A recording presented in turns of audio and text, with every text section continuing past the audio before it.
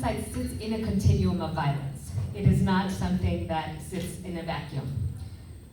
This continuum includes forms of violence like intimate partner violence in its various forms, which includes physical, sexual, psychological, as well as economic violence, sexual violence in its various forms, harmful practices such as female genital mutilation, child early forced marriage, human trafficking, technology-facilitated violence against women and girls, as well as femicide.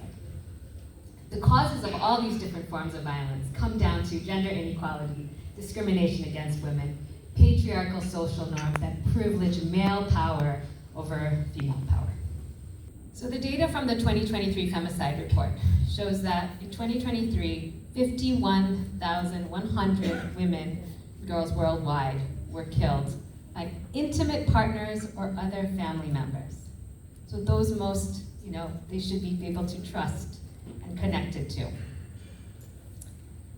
That number represents 60% of the female homicides worldwide. So again, more than half of those women who were killed by those, again, in their homes or those that related to them.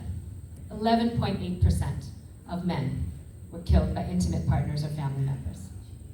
For women, it's 60%, 60.2%.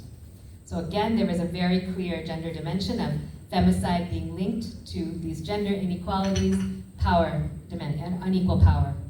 Coming to the data for Africa, only 10 countries in Africa have data available on femicide, intimate partner femicide, for at least 1 year, for the 2010 to 2023 period.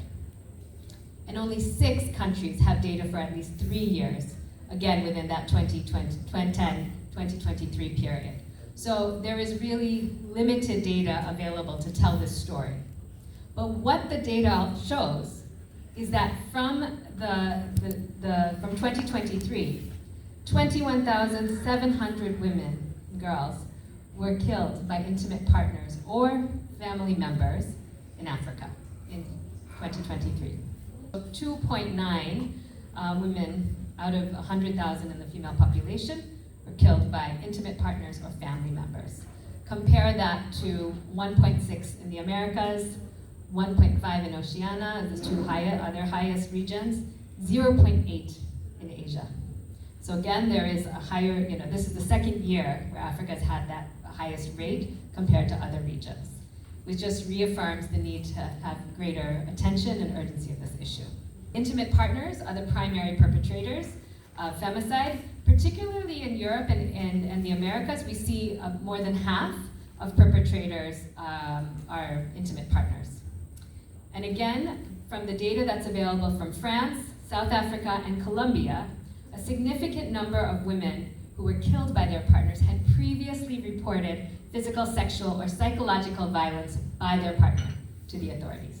We need to step up our prevention measures, right? That starts from how we're socializing children, right? In schools, their education sector programming, we need to have comprehensive prevention strategies that also look at promoting equitable social norms, equitable and respectful, nonviolent relationships with couples, prevention of child abuse, because there's a strong link between violence against children and violence against women, ensuring that women and girls have opportunities for their socioeconomic empowerment, because that is a protective factor as well. So really stepping up the various strategies that are needed for prevention. We also need to ensure that there is stronger response mechanisms. So of course, as part of prevention, we need to have services in place. Not just legal services, not just police services, but health, shelter, socioeconomic, psychological support.